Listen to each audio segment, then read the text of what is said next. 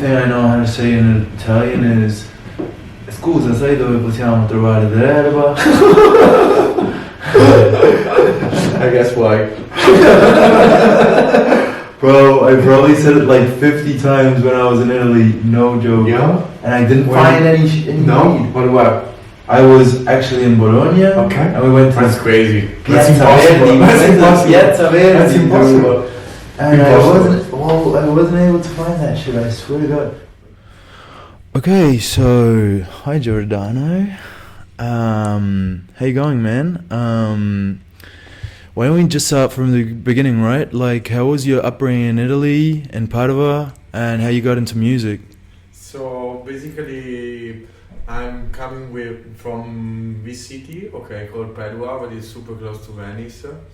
And when I was 6 years old, basically one of the things that my parents said, it was just, now you have to learn an instrument. Mm-hmm. And after that I decided to learn how to play guitar. Mm-hmm. And when I was 14, I was getting more into electronic music and DJing, and after a while also producing. Then I was running a party basically in Padua called Bunker for 5 years or more. And I was really lucky because I was able to book so many artists as the premiere in Italy, like Hector, Aneta, Mm-hmm. and many others. Mm-hmm. And so after that, I was starting to get more into production. I released many music in so many record labels. Mm-hmm. That's it. When I moved to Berlin. Mm-hmm. That's it. So, how'd you start getting into music? Like, was your first music genre, you mentioned your parents, like, got you into music. Yeah. Like, was your first music genre that you started, mucking around? More into rock because I have an uncle Mm-hmm. who was basically a guitarist Mm-hmm. in a band in Italy. And Yep. he was one of my, Like your mentors? Yeah, one of my mentors, Mm-hmm. basically. And after that, I started to go more into electronic music. But I'm coming from as a guitarist. Okay, so like your actual instrument is like the guitar. Yeah. You started with the guitar, right? So how'd this transition look like, from rock into techno? Like, what was the first techno you started listening to? There was a super nice scene in Italy back in the days. Marco Carola and Gaetano Parisio was probably two of the biggest techno DJs in the world back in the days. And Mm-hmm. Okay, so like like that kind of music like started getting popular and in Italy. More popular. Okay. And, that's it. That's why I got into it.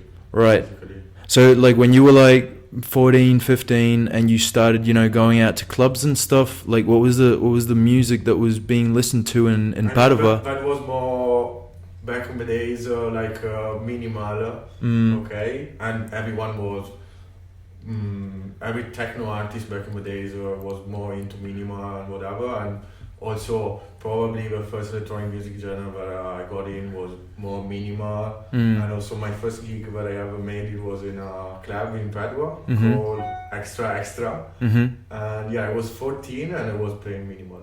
Okay, so your first gig was at 14. Shit. Okay. So like the like when you were a teenager, that was like the kind of music that was popular in Padua, or but that was more into commercial music and whatever. But I remember that there was in this club a second room where we usually go play minimal and more stuff like that. Okay. So like, what were your first influences when you started out? That's hard to say something like that, but I still remember that artists like Zenke Brothers were playing and producing really great minimal music as well. But Okay. So, and what kind of rock would you listen to when you started out? I was more into corn. Yeah. Okay. Something super hard. Okay. Yeah. Freak on a leash. Yeah. Fire. Okay. So you started DJing. You had your first gig at 14, right? Yeah. And how'd you start getting into production, hardware, and stuff like that? I mean, it was something was getting super smoothly, and yeah, basically. But it was the second step. I mean, when you're a DJ, for me, at one point you want to play your own music as well, and so you're trying to produce and getting into the production stuff and hardware, also VST and whatever. Though. Yep. So like at what age would you buy your first synthesizer and stuff like that? My first synthesizer was the NC303, but actually was a groove boxer. Basically, there was a part of 909 sampler and also 808, and beside that, some scene parts as well that you could play. Yep. And I guess that I was probably 17, something like that. Okay, so at 17, you actually started making the music, right? Okay, but yeah, after a while, I was able to make something quite okay. Okay. So how'd those first productions look like? What would you do with that music? Would you send demos to labels and stuff like that? I was starting to send demos after a while, maybe after a couple of years or maximum 3 years.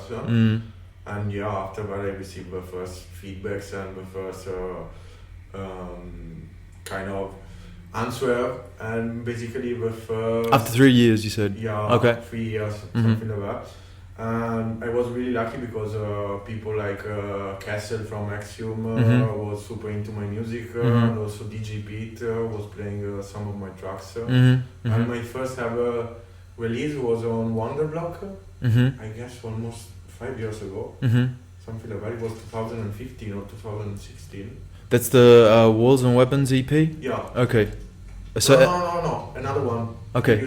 Previous one. Yeah, okay. Yeah. That's the first one I could find from you on the internet, 2016 Walls and Weapons EP, and Our World.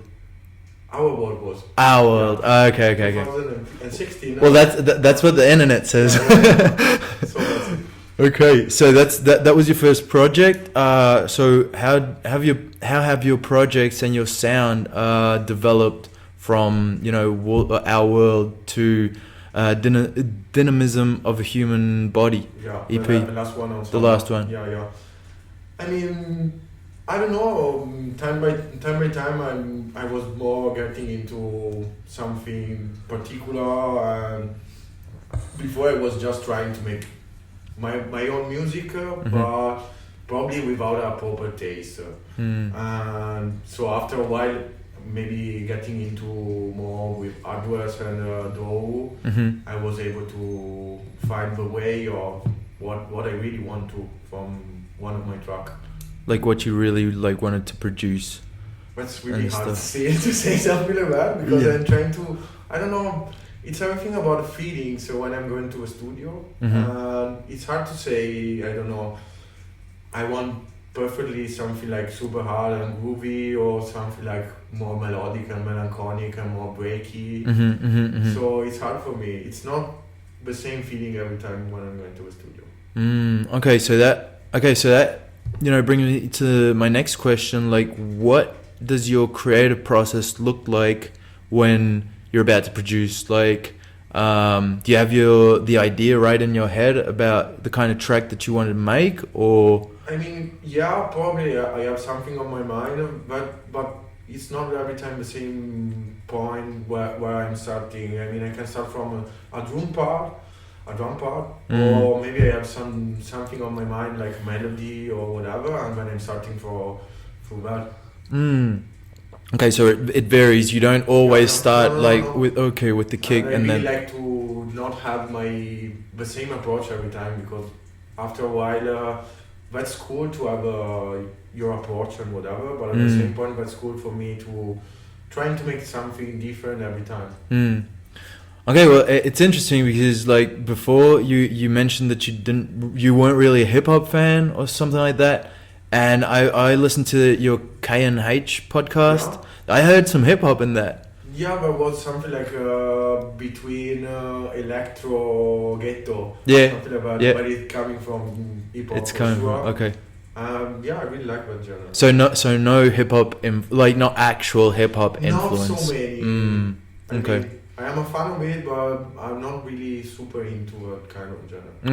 Okay. And what about broken beat? You know, I also heard some distorted, you know, shit. Yeah. So a little bit of broken beat, I think, Yeah. if I got it right. Like, what about that? Like, do you also include that in your mixes? I really like when I'm DJing to put different stuff in, and maybe I mean when it works, but sometimes it's not.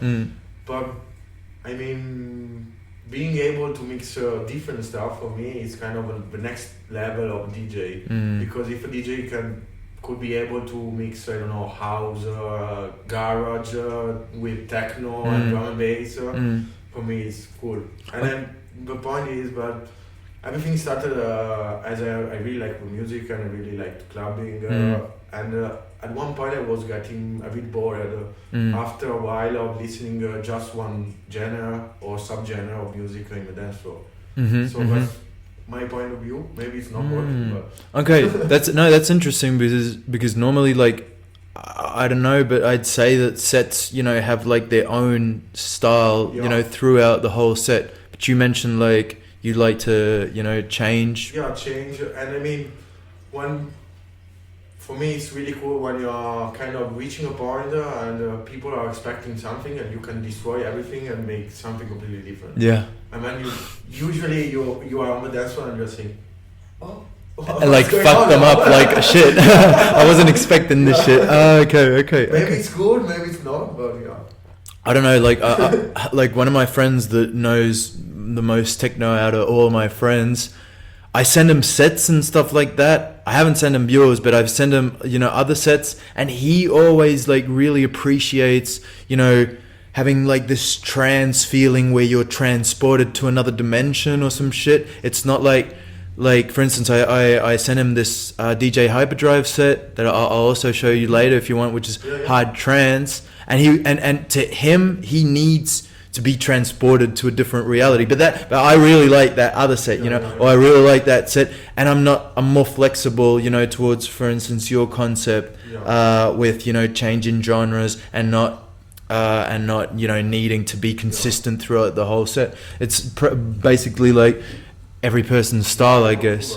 Okay, interesting. So tell me a little bit about the concept behind your last project, Dynamism of a Human Body, and how'd you know, get on Soma Records? You know, who, if you want to talk about this, like who approached you? But it was quite crazy, the story, because I mean, I was emailing info of Soma Records. I'm sorry about that? I was emailing just the normal info email of Soma, and I got an answer after 1 day or maximum 2 days. They were saying, yeah, we are thinking about getting you on the roster. And I said, what? What's going on? Crazy, yeah. And yeah, after that, Slam and all the team behind Soma Records were and still are into my music. But basically, I was so lucky, but at the same point, probably they were looking for new artists. Okay, so like, are you signed to them, or did you just release this EP through them? I already released 3 EPs on. 3 EPs on. Okay, which ones? One is called Fluid and Energetical, and it was the first one. Yeah. Then I have another one, but I don't remember the name. Definitions? Something like that. Okay. That could be. With Pianger inside. Track over there. Okay. Okay. No, I don't know. I don't have that on it. No. Well, I've got like Giordano and Pablo Definitions. That was another project. On Soma. No. All right. On Consequent Music. Okay. Yeah. Okay. Interesting, man. So do you think like your sound, why do you think they really enjoyed your sound, like Slam and stuff like that? I don't know. When I had the first talk with them after they played in Bergen as a live actor, they were saying to me that they were looking to someone that makes something different on the way of making tracks. That's it. Okay. Yeah. Interesting. Okay. Do you also have like a vinyl version of that? Like no, that's just no. That's just digital, and I had 3 releases. okay. Do you also like mix on vinyl? Yeah. Or you also do. Okay. Yeah, I'm using both. Usually when I'm DJing, I'm using 3 CDJs and 2 turntables. Okay. Ah shit. So you use the whole lot. Okay. Cool, man. Yeah. So this comes back to like the concept of the set that we were talking about. Like when you release an EP, do you also think about it like a set where you're flexible with the genres? Like one song can be acid, the next one can be trance, the next one can be whatever. Or usually I'm trying to organize. I mean, I don't know. As you can see on the Soma release with Pianger inside. I mean, there is usually on my EPs one track that is more melodic and breaky, and usually the A part is more banging and gloomy. Okay. Something like that. Okay.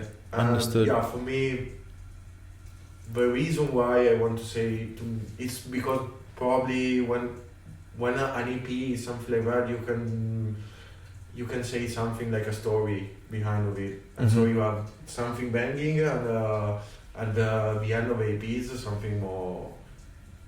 Yeah, more melodic. Whatever. Understood. So you always, try to have a concept behind the EP. Yeah. Okay, so what's the concept behind dynamism of human bodies? Of human body, sorry. Yeah. So basically, that was 4 tracks over there. That was everything more techno. But when I was in the studio to make it, it was just. I mean, it was more like a jam. That I was making with my hardware, and basically the first track, the A1, the B1, I made it meanwhile I was playing as a live actor in Trezor, and then I saved the pattern on my analog 4. All right. And I reproduced that, and I made the track. Interesting. So okay, but like other than the technical aspect, like why is the project called Dynamism of a Human Body? That was a cool name, no? It was a cool name, okay. Yeah. I mean, that was basically a super techno thing, but for me, I don't know, basically. Okay. You can cut it probably. No. It's also a reason, you know what I'm saying? Like, it doesn't really have to have a super profound meaning. So is that like that in like every project that you release? Like, don't they really, like, I mean, I don't know. I know that some people release a project that's coming out of part of their life where they've been like more sad or something like that. It's something like that. Okay. I mean, as I told you, it depends about the feeling that I have when I'm going to the studio. I mean, if I'm sad, probably I'm writing down something melodic. If I'm happy, maybe I'm trying to make something more banging. More. That's it. Okay. So nowadays, what's your production gear? What's your hardware and the softwares that you use? I mean, since 3-4 years ago, I was full of hardware, but like most of them was bullshit and something super cheap. And after that, I sold it, all of them, and then I bought the Analog 4, but it's actually the main synthesizer that I'm using. And you can make from glitches to pads and drones over there. And then I'm using just one drum machine, that is the analog rhythm. And then I have this modular synthesizer, that is a GRP A4. But basically it's an handmade synth made from an Italian engineer in Rome. That's really cool, and you can also go with plug in as an audio in. So I'm usually also put something from Piano 4 or some drum part inside the modular, and it comes sometimes something really great. Okay, so you mentioned like that synthesizer, the modular, like there are just like 200 pieces in the world. Shit, that must have been expensive. Was it? Yeah, a bit. How much? Huh? How much? Like if you don't mind me asking, no, obviously. I don't remember how much was it, but I still remember when I bought it and I found it in like a website. It was like a comparison price in Italy, and I went from Padua to Florence to buy it, and basically the guy that was selling it was starting to cry when he was selling me, and because he didn't want to sell it. Basically he was he needs money and Oh shit. Okay, so thanks to that guy. Thanks to a disgrace of a poor human being. Okay, interesting, man. So, I saw you released on Soma Records. Like your last 3 projects have been released on Soma Records. Like, how did that come about? I mean, it was out because I was trying to arrange a live actor for Om. But it's one of the room in Trésor, basically. And after I played there, the live act was a success, and then I decided to arrange 4 of that tracks that was in the live actor. And after that, I was thinking, okay, why not maybe trying to send it over to Soma Records? And basically, the story behind of it, it's a bit crazy because I was just emailing them on the regular info email. And I got an answer after a couple of days, and they were saying, we are thinking about releasing something from you. And I was completely shocked at that. And after that, I mean, I was able to make something like a connection with them, and I was able to release our 2 EPs on Soma Records. So like those demos that you sent those first demos that you sent, you recorded one of the tracks on a live set? No, basically I was preparing the live set and preparing clips and scene parts and whatever, and after I played as a live actor and changing something as well, I saw the reaction of the people, and I said why not rearranging these 3-4 tracks whatever, and it was working. So what's that song called, the one that you recorded in the live set? No, 4 of them from the first EP, basically. The A1 basically was coming from a scene part that I made live in home called Fluido Energetico. Okay, Fluido Energetico. Okay, so that was but when you did the live set in Trésor, was that in actual Trésor or was that in Om? I was playing 2 months or 3 months before in Om, and basically after 3 months I was asking to play on a Saturday in Trésor as well. Okay, like downstairs, right? Okay, so what? Before that, I think 1 year before I was playing as the New Faces, but that was a DJ set. Okay. So what was that experience like? Like, what did you prefer? What did you like better? Like Om, because Om to me is also really special, but Trésor downstairs, it's crazy. For me, it was every 2 of these gigs was really, really great. I mean, with some system in Trésor is even better. So probably if you're making a live actor, you have to compare. I would say that Trésor was better. Behind like the shit. Why? Obviously, but Om has like its own, kind of vibe as well. Like you said, it was Om is basically Trésor. I mean, I guess they're owned by the same people. I don't know. Basically, I they are on the same building. So Yeah. That's Yeah. why I said something. Yeah. But they have different entrance, I guess. Yeah, like you can't access it when you're in Trezor and shit. Yeah. Yeah, I don't know. I've only been to once, and I think Eric Cloutier was DJing there. Yeah. You know him? Yeah. Yeah. He I guess he makes like kind of different music to you though. Like he makes more Yeah, ambient. I think more special as well playing over there because it's smaller. Yeah. And the crew maybe is open-minded as well. Yeah. And so DJs and live act can experiment as well. Yeah. Yeah, like what do you think about, Trezor becoming so touristic and stuff like that?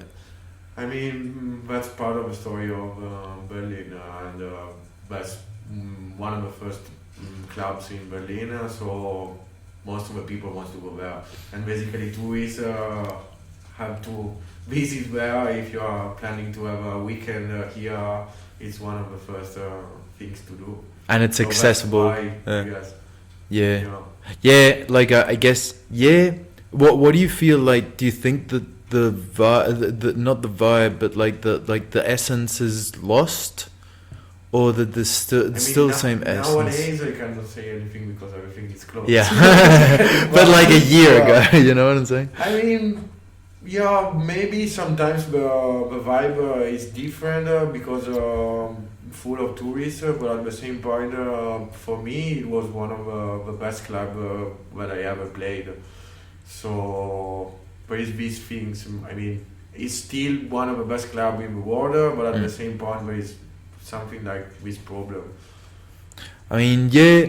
I mean, I guess at the end of the day, like I'm also a tourist, obviously, because I'm not from Germany. But when I go to Trezor, I prefer to go downstairs than upstairs. And the thing is, I think Trezor, like the big, like the strict door policy that they have, not letting everyone in, is kind of like they're trying to avoid the typical stupid ass, to me, like Sydney Definitely. big dude that just wants to go in and like ooh or some shit like that, that's not there for the music, 100%.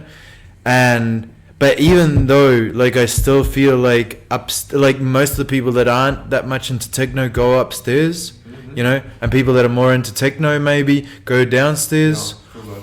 Well, it's different, But, but at the same point, I guess I really like the mentality behind the club because that was probably the first club in Berlin to have this hosted night called New Faces. Where new people and upcomer or newcomer could play. That's really, really, really cute.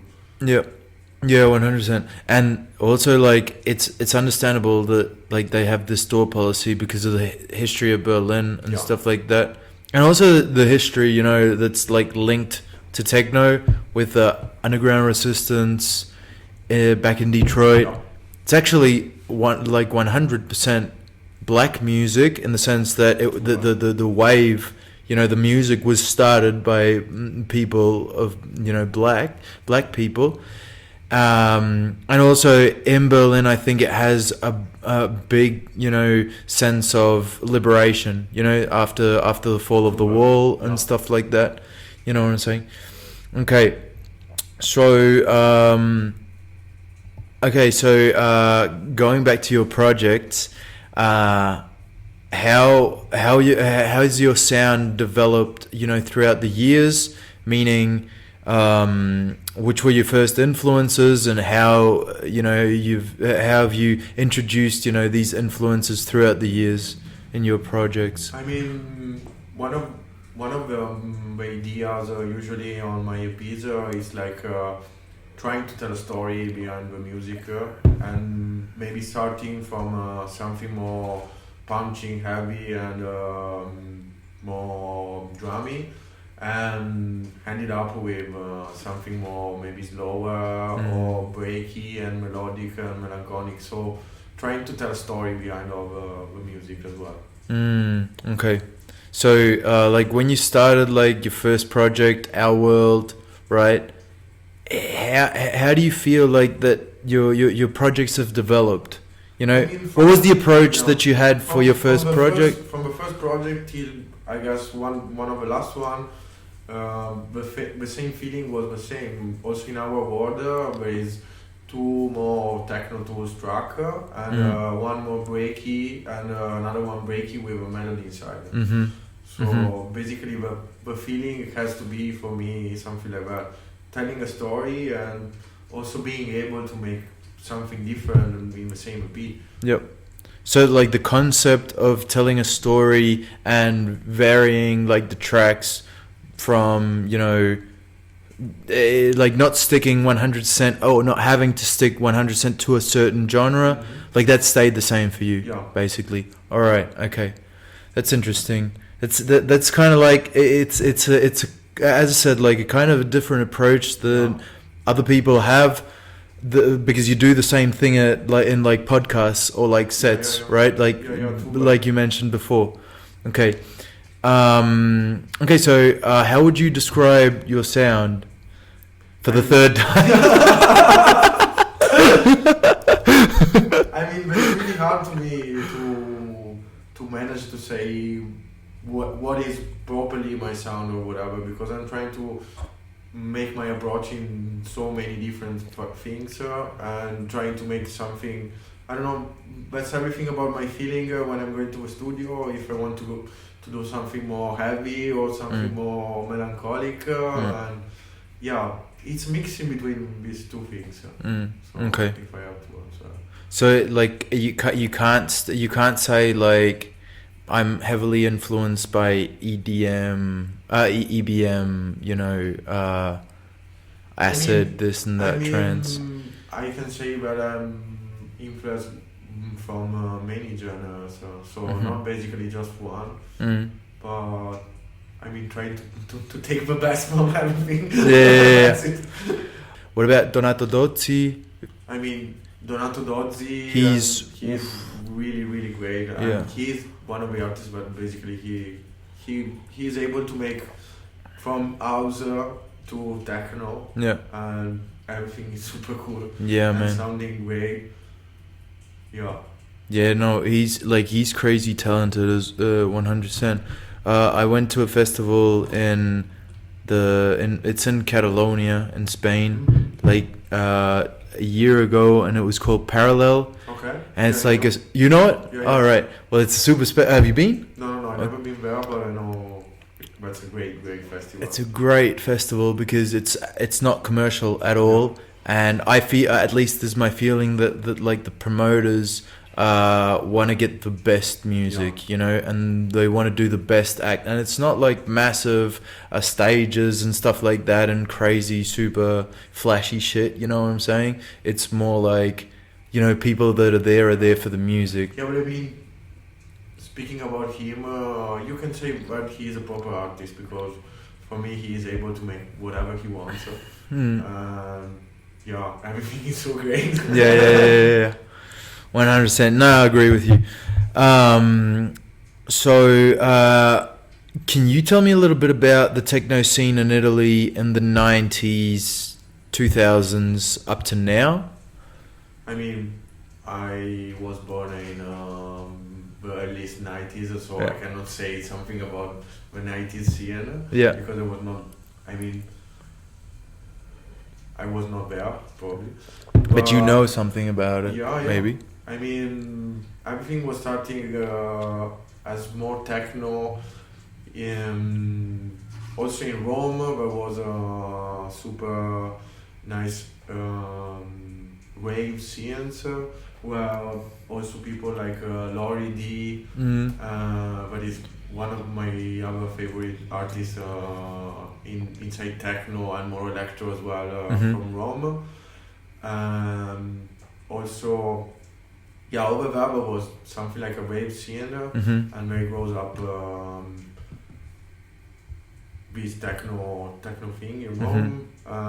After that, I mean, in 2000 and whatever, so many clubs in around also the north area was going up. In Rome or in the north of Italy? More in the north.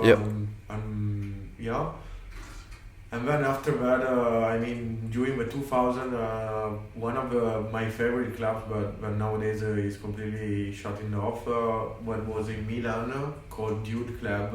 And they changed the venue, I think, a couple of times. And I was really lucky because I was able to play there a couple of times as well. And basically that club was really cool because they were not focusing on the marketing scene and whatever, but they were able to book artists about their music, and so also being able to book something different.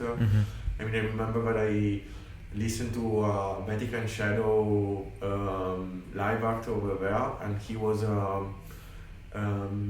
over there with the tape, but like the real tape. Mixing like with an actual tape, like okay. And with a modular, but it was crazy. Okay. So they were like the dude club, like that was like all for the techno, right? It wasn't like hyped and shit like that, right? Okay, I understand. So coming up to today, like, I mean, wait, just say, I had a question, like, what was the music that was listened to, like, that was popular in the 90s in Italy? No, like in techno, obviously. In techno, for sure, people like Gaetano Parisio, Marco Carola, Lori D, also Marco Trani. And how do you feel those people? Do you feel those people have been heavily influenced by the Detroit techno scene? For sure. They got some influence from them, but at the same point it was also probably some sort of influence from Italo disco and house and something like that. Okay. So nowadays, like, what is the scene like in Italy? Which are the best, cities to go party in Italy if you're like extremely into techno? I mean, I guess probably still Milan, but as I told you, Dude Club is completely shutting off, but there is a new club called Tempio del Futuro Perduto, but it's quite great. Probably Milan is one of the best cities to be if you have to party. Techno. Also Bologna was one of my favorite, but nowadays I think that we are not making so many parties still. It's not that good. No. Right. Okay. Or maybe I don't know that. Well, but that's maybe. You said you lived in Bologna or something, didn't you? You did. I mean, I was studying over there, but basically I was kind of taking the train 3 or 4 times per week from Padua, which is actually just 1 hour. Ah, okay. But you know the city. Yeah, I know. Okay. Yeah, it's a student city, isn't it? Like in Italy. Yeah, but also Padua. Basically, the story behind Padua and Bologna was, Bologna was the first ever university in the world. Oh, yeah. And Padua was the second one. And basically, some professor from Bologna got some fights and whatever, and they built up the university in Padua. Oh, okay. Padua is the first female, the first girl getting a degree. Oh, really? In the world? So the first university in the world was in Bologna. The second one in Padua. Oh, shit. Okay, that's interesting. Shit, never knew. Never actually thought about that shit. And actually, it's full of Erasmus people as well. Yeah, 100%. I actually know a girl from Padua, and I know a girl from Bologna as well. I did Erasmus in Mainz, in Frankfurt, close to Frankfurt, and this girl, like, these Italians love to do Erasmus. It's always, and Spanish people as well, though. So, what are your favorite artists nowadays? What music do you listen to, like, nowadays? I mean, it depends. I like to listen to many genres, but if I have to say something about techno, electro, or ADM, it's one of my favorites is for sure Itab Kyle. As also he's mixing as a DJ set, he's fucking amazing. He can mix whatever he wants. Also, as another DJ, one of my favorites is Ben UFO, and also Object. Yeah, also the production from Object are really great, in between techno and electro and some experimental stuff. And also I really like Ryan James Ford. Yeah. Yeah, Fish Flakes. That's crazy EP. I told you before. Okay, so I want you also to tell me about the other music genres that you listen to, not only techno. I mean, what else do you listen to? I really like jazz also, but I'm really into trying to listen so many experimental stuff. Okay, so what kind of jazz? Well, who will you listen to? I mean, it depends. I'm not really into some really subgenre of jazz. I don't know. Yesterday night I was listening to some Japanese jazz. Okay. Yeah, but it was something really cool to me. Yeah.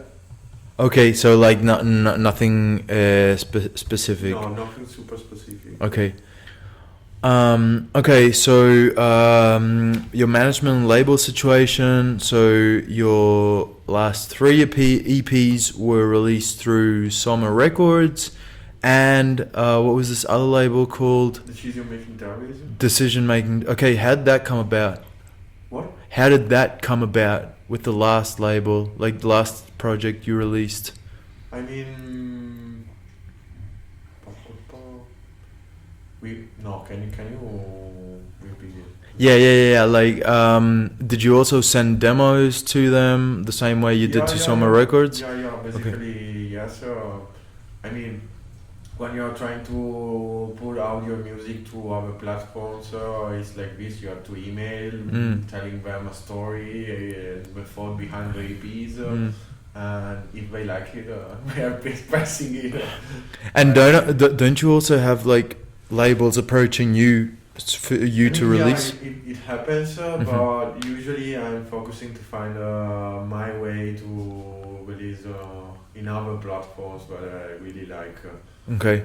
And basically it's another approach as well, because if you have some sort of request, then the feeling of going to a studio is making something for them. Yeah. And whatever. And if you are going to a studio and then you are preparing some packs of demos, and maybe you can find the right label, and you don't have the pressure as well to make something properly for the record label.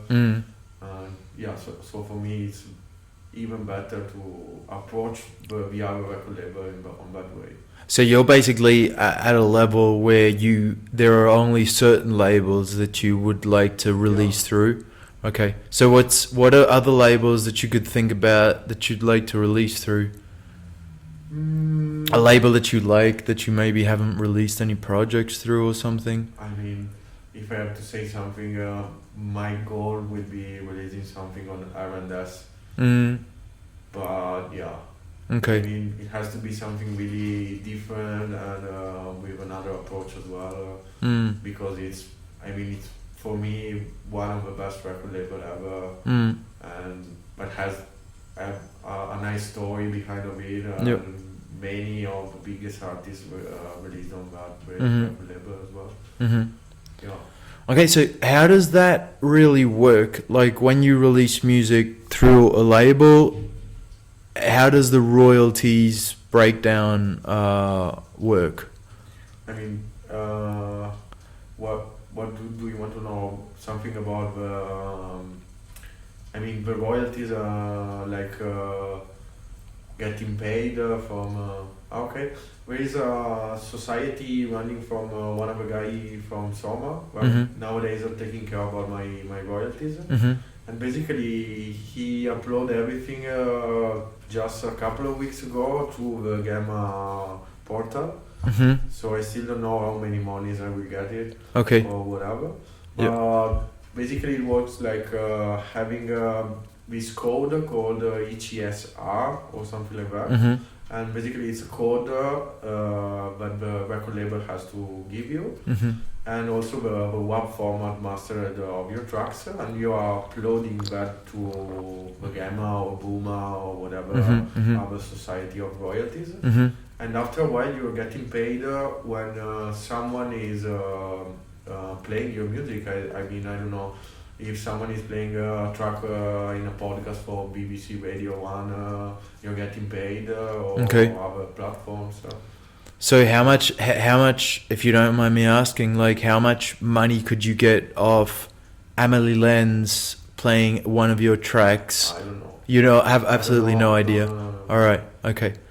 Okay. So I also saw that you're trying to found your own label, Senza Nome Records. So tell me a little bit about that. I mean, that's a new project that I'm running with two friends of mine, and basically they have another project called Asylum together, and they released on Black one of the record labels from Regis as well.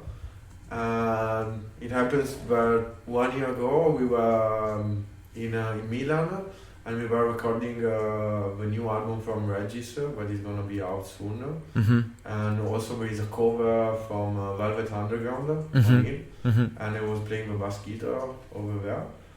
And after that we decided after a while, basically, because with Oniks, with Marco, we are friends since a while, we decided to run this new record label, and the first project was a new project between me and him called Anam.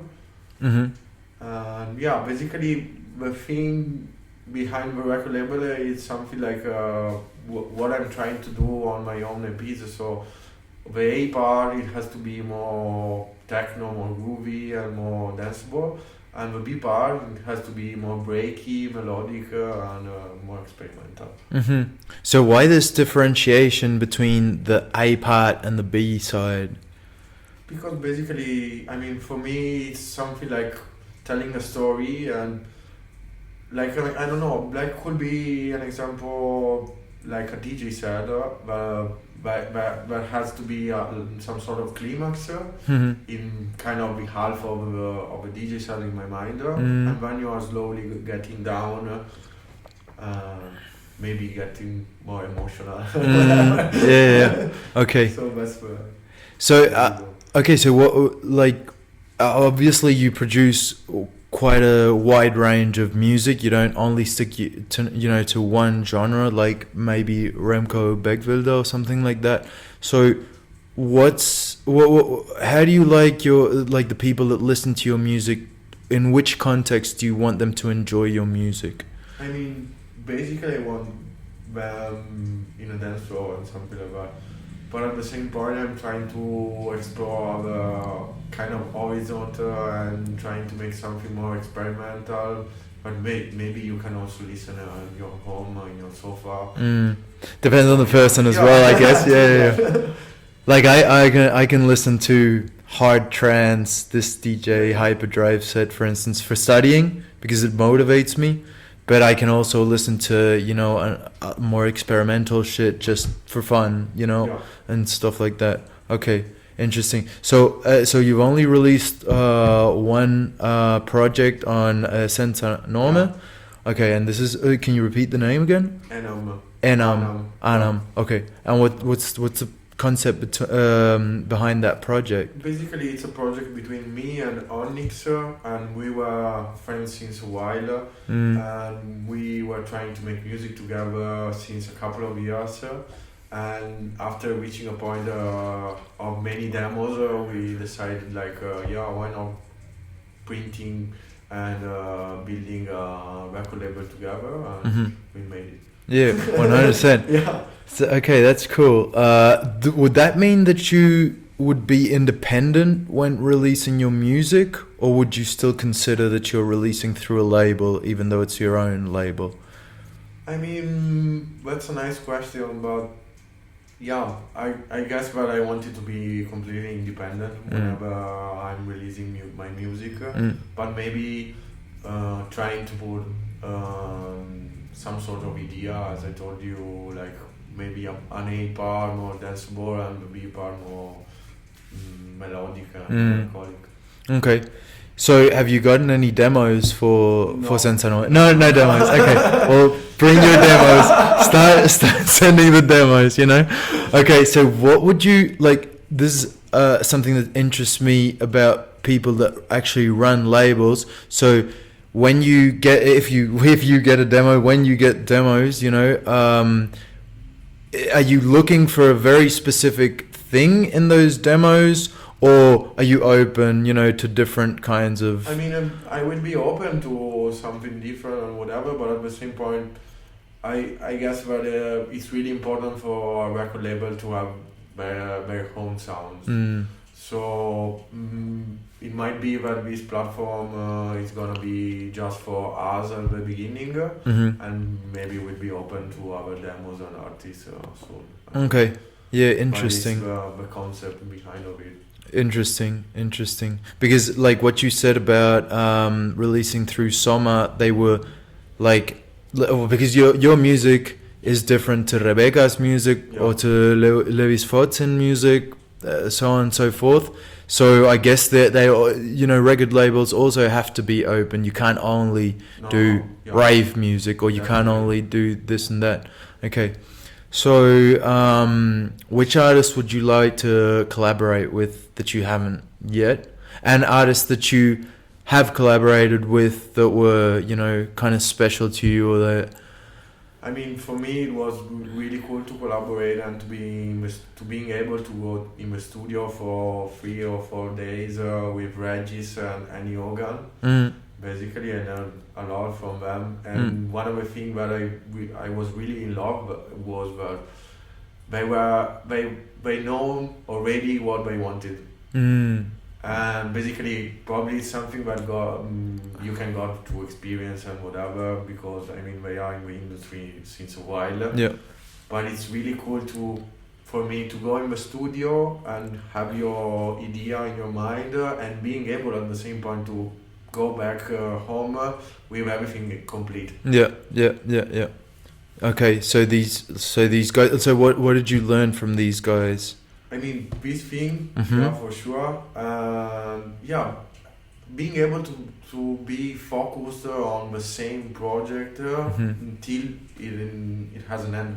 Until the end. Yeah. Okay, like to not lose the focus on. Or maybe switching to another project meanwhile, and being able to be focused on that until it's completely done.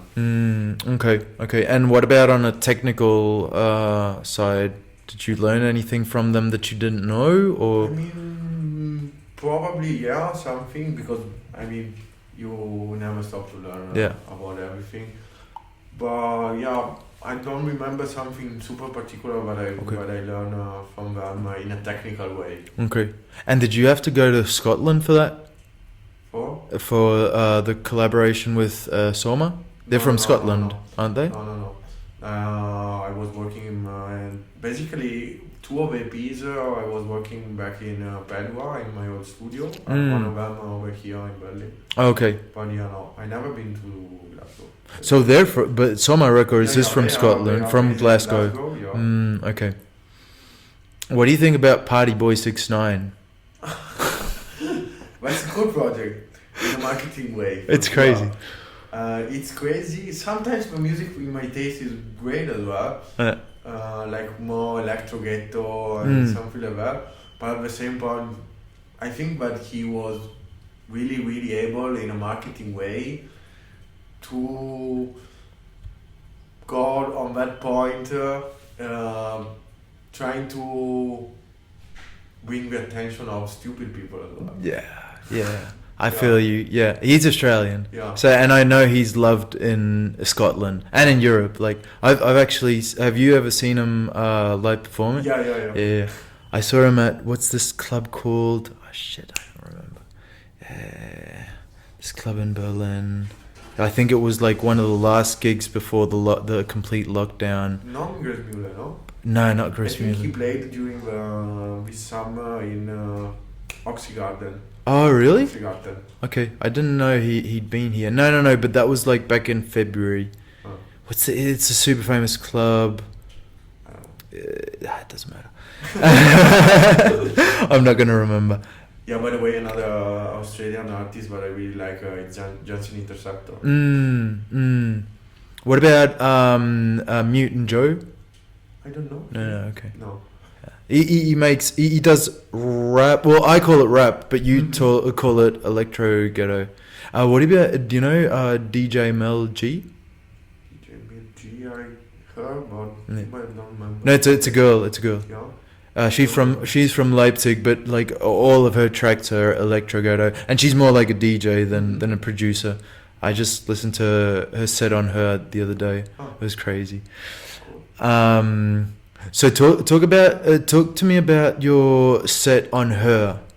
You know, because that's kind of an interesting context where it's not like you're DJing at Tresor downstairs, but you're DJing in general. Yeah, true, but I mean, I was trying to take this as a radio actor because for me, it's like a radio over there, and so many artists over there when they are playing, it's like a main actor and not something like a radio. And I was trying to put my effort inside different genre of music, or maybe going more experimental. Yeah, that was already 1 year ago, something like that, but I made it. Okay. And did you go with a certain label or something like that, or just alone? No, just alone. Okay, so they approached you and you just went. Okay, because then you see things like, you know, Lebendig. No. Lebendig is Inhalt der Nacht. Okay, yeah. Tam, HKKTB. Also some sort of collective groups or radio shows. Exactly. So sometimes I see Lebendig showcase and it's all of them. So, but you just went like independently. All right. Who's that run by, if you don't mind me asking? I guess if I remember correctly, it's two guys that are from Israel, I guess, and one of them was the booker of the block, I guess. What? The block. What's the block? I guess it's one of the most famous club in Israel. Oh, right. Okay. If I'm correctly. Okay. And they came here, and actually they have a DJ and a live project together, more into electro. Okay. They came here with some sort of ideas of making something like a red light radio, but based in Berlin. It wasn't happening before. Yeah. And we made everything in the right way. So what? Yeah, 100%. So what's the duo called? I don't remember now. Okay. I can figure out. Yeah. Okay, so this is a stupid question, but like, do you have any crazy rave or club attendant parties as a club attendant or as a DJ that you'd like to tell us? I have maybes actually. Well, you can say the most fucked up one if you want.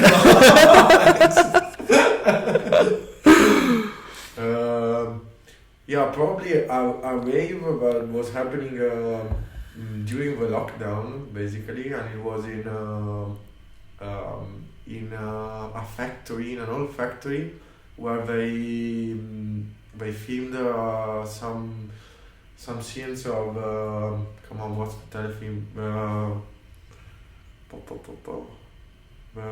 Dark.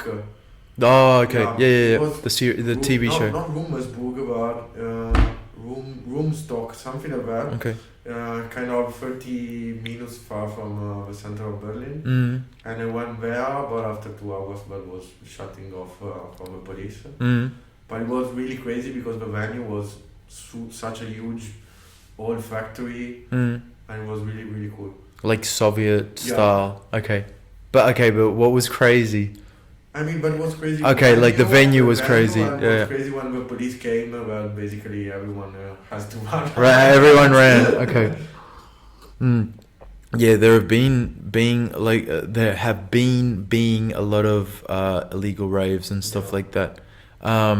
So how has the situation looked like during the COVID situation for you? And what was your last gig? And I mean, my last gig was 2 weeks ago. Oh, really? Yeah, okay. In Suicide Circus. Oh, for real? Okay. Basically, I was able to play many times during this summer, and I was really happy about it. Yep. Probably it was such a cool thing for many mid and upcoming artists because basically such a big artist probably they didn't want to play in small venues. Yeah, most of the parties were open air with people wearing masks whatever. So it was cool for me. Okay, so Suicide Circus. What? That wasn't a stimulation party, was it? It was transmission. I was playing with Gianna Cressida. Oh yeah, Cressida. Yeah. Then hyperactivist. Right. Pearl Sanzo. Oh shit. Okay. Oh yeah, I think. Ago it was. Oh, for real? Okay, and how was that? It was really cool. Okay. Yeah. And then one of my favorite party that I played it was also there at Suicide, but they asked me to play just grime, drum and bass, and Django. Okay. But it was on a Wednesday. I was able to play with Elena, and also the new project from what's the name? The new project from Dynamite. What's Nita? Nita. Yeah.